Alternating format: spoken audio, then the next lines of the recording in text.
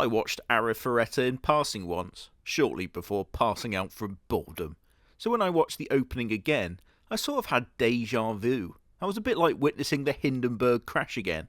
Another event I was present for, but they could never get the charges to stick. Someone in the comments recommended I cover Arifureta. I thought it was called Arifureta, but apparently that's when anime girls have big cocks. They said, Wolf, do this.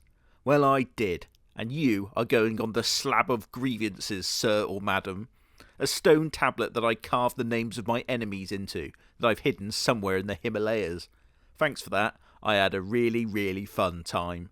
Based on the suffering I endured, you can note on your application to the CIA that you already have experience in inflicting torture on people. Thanks. Arifureta, which is what I will call it from henceforth, was written by Ryu Shirokome. Or as I call them, come here, you little bastard, right now! Anyway, cleverly, they've not shared their face, so my satellite system can't quickly track them down. I was stunned to learn that it was a woman who wrote this. I didn't think this was possible, as there's no way a woman would debase themselves like this. My first introduction to Arifureta was when I saw this guy with an eye patch driving a Hummer and a rocket launcher, and thus I assumed, I believe accurately, that it was written by a 5-year-old child. I think before we start we have to do some safety measures. If you are here to hear me rag on it, then be sure to, of course, like and subscribe. If you love Arifureta, then please, quickly pop this on. Who's a big man? Yes, it's you in your big boy helmet. Hummers are very 2007 rap video, so this person, I believe, must be in their early 30s. The net is shrinking, Ryu Shirokome. Let's check in with Detective Wolf periodically as he begins to slowly track them down. The story starts off as an isekai. Fuck's sake. For some reason, I didn't think it was an isekai. The context clues are there, so I assume I was just delusional in my sorrow. Obviously, our MC not being the hero class means he's legally mandated to be either thief or assassin. And so begins one of my least favourite isekai tropes, not featured in the trope video. Yeah, I know, what a fuck up. And that's betrayal. I can provide some high quality analysis here. The only people who enjoy betrayal as much as anime protagonists are gimps, cucks, and maybe Jesus. Really, it's about pushing the idea of, no one liked me before, but in this world, I don't need any of you. It's kind of sad, really. I'm not sure how descending into a dungeon to achieve a child bride helps the matter, but here we are. This character, whose name I refuse to learn and will thus call Wankula the vampire, is easily the worst vampire in all of fiction. I've never seen such a pathetic excuse for an agent of darkness. Obviously, the elephant must be addressed. How old is she? 323. But the wiki says she's stuck in the form of a 12-year-old. So, well, you know what that means.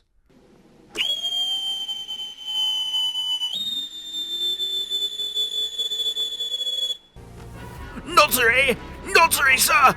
Sir, come quick! Notsuri! Sir, you're not going to believe this. What is it, Sub-Lieutenant? I'm busy. Sir, the pedometer is off the charts. Oh, shit. It is time, Sub-Lieutenant. But, sir, no. Sir, the casualty numbers will be in the millions. I said it's time, Sub-Lieutenant. Prepare the non-splitterator cannon. His real name is Hajime, but I'm going to call him Nonsime. I cannot get past this relationship the entire show, and it grinds the entire thing to a sudden halt. Nonsime is presented with other options besides the 12-year-old looking one, and still commits to it, meaning that even if he's imprisoned, there's simply no rehabilitation. I'm sure there are people watching this saying, oh, well, she's actually really old. She's 323 vampire years. Oh, interesting point you've made. Allow me to put all of the calculations into the wolf computer situated in the wolf cave. Yes. Interesting. Hold on, it's printing out. Sorry, it's always like this. Hold on. Ooh, Interesting. Ooh, if you look at that. It says, how about you go fuck yourself? How about that? The plot of Arifureta, if you can even call it that, is ambling around to dungeons to get more powerful. That's not a plot, that's a job. If your story feels like a chore, then you've got a real big problem, bucko. Effectively considering he's moving around the continent with his child-looking bride, then it sure sounds like he's on the run. You know what? I don't believe Wankula. I think she's lying. Why are we just taking her word that she's been trapped there for 323 years? She could have been trapped in there 20 minutes. If she came into our interrogation room and said that she was 323, me and Detective Lobster would laugh in her face. Oh, by the way, Wankula, before you go, what did you get in your GCSEs? Oh, well, I've not taken them yet. Ha ha! We've got him, boys! Send the team in! They bumble into harem member number 2, and that's the bunny girl. Here's an uncomfortable truth. She's not bunny enough.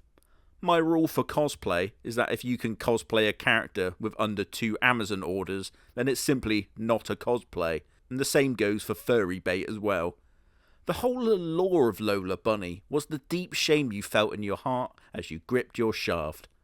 Her personality is having a short skirt. You may as well turn the sound off during her scenes and replace it with raw footage of a bunny eating celery. When they enter human towns, she has to wear a slave collar to avoid issues. Oh, fantastic, another one. You know why she's wearing the collar. I know why she's wearing the collar, and so does the author. I decided to use the wiki as a refresher, as I didn't want to watch certain segments again. And it, quote, says, she's so perverted, she puts Tio, which is I think is the fucking shit dragon I'll talk about in a minute, to shame. She watches Nancy-May and Wankula the vampire have sex and go to great lengths to do so, such as hiding under their bed and hiding her presence. That's the girl, by the way, who's stunted to look like a 12-year-old. I'm genuinely and honestly not joking here. I attempted to look up the author's name on Japan's sex offender registry, but it turns out they don't have one. Who'd have fucking guessed? Here's something funny. There's a part where he shoots a former classmate. I did a quick geolocation from my satellite to see if they'd gone to America, but no, alas, it was still in the other world. He treats life with the same disdain as a naughty child being told to eat broccoli. He tends to shoot first and ask questions later, something that people praise him for. I did that once, and it was an absolute nightmare to get away from the grassy knoll before anyone saw me.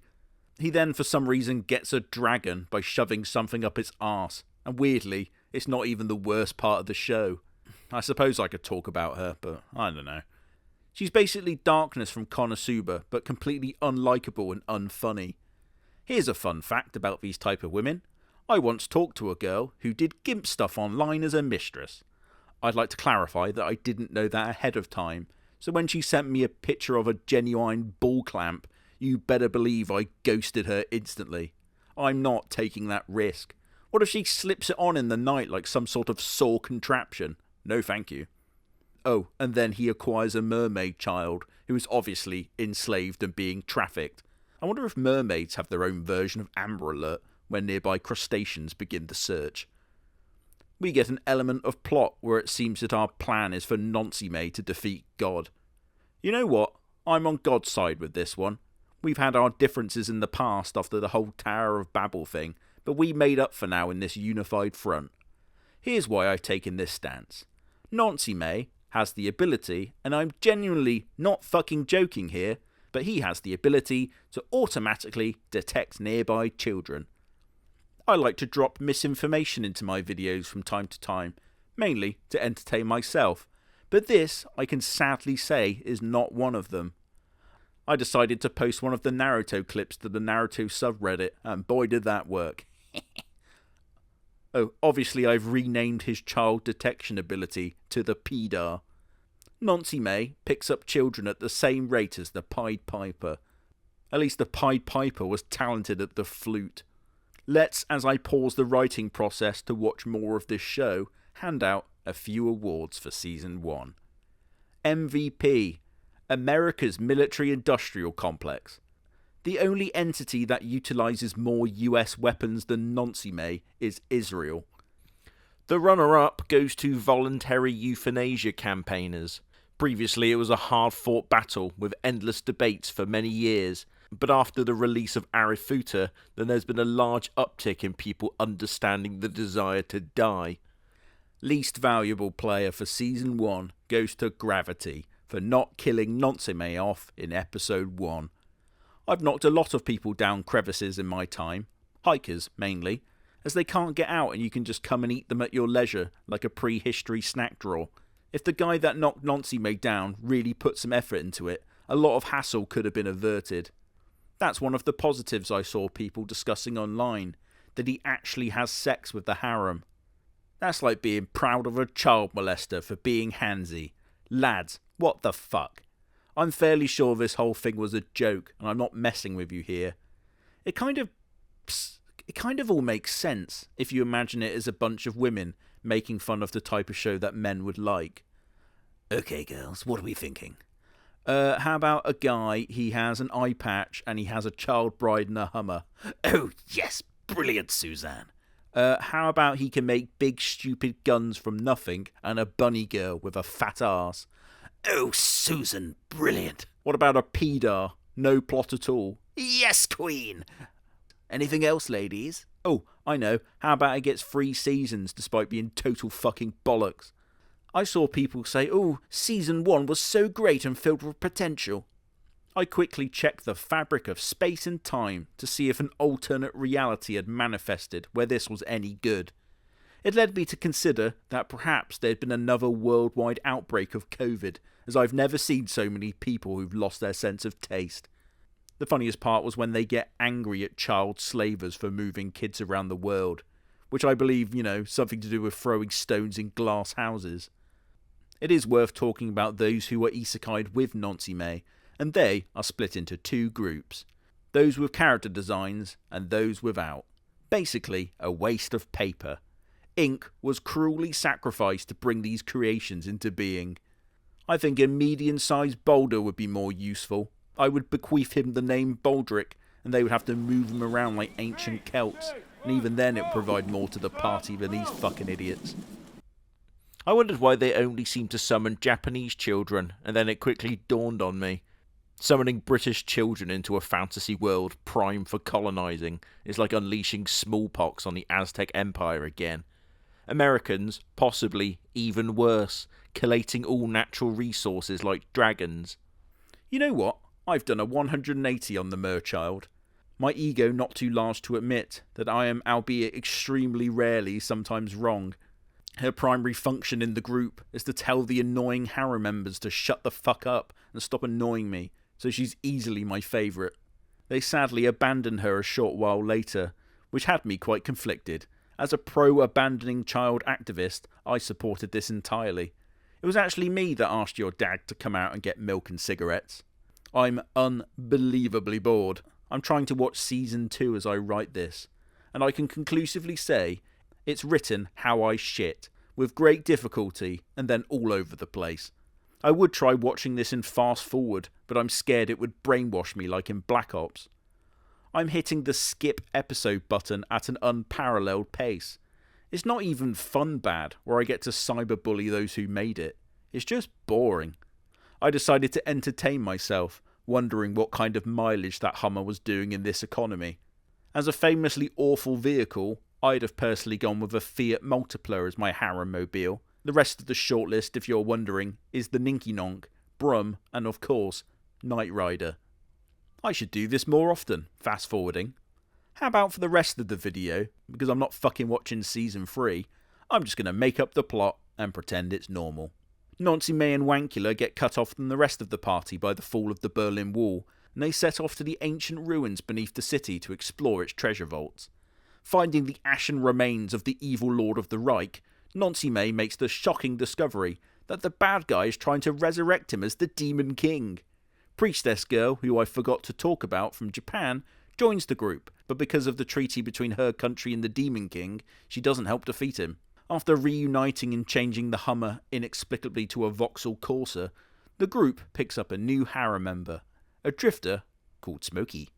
Smokey gives them a new quest where he wants to score some magical herbs and crystals, and Natsume uses his detect children ability to ensure that Smokey complies with the restraining order concerning his ex-wife and child. Fleeing the kingdom because Smokey got too handsy in a petrol station, Bunny Girl is hunted down as she's considered to be an invasive species. I also thought it was extremely brave to include a musical number on episode 8, especially as it was a commentary on the 1956 Hungarian uprising. How brave. Okay, MVP of Season 3.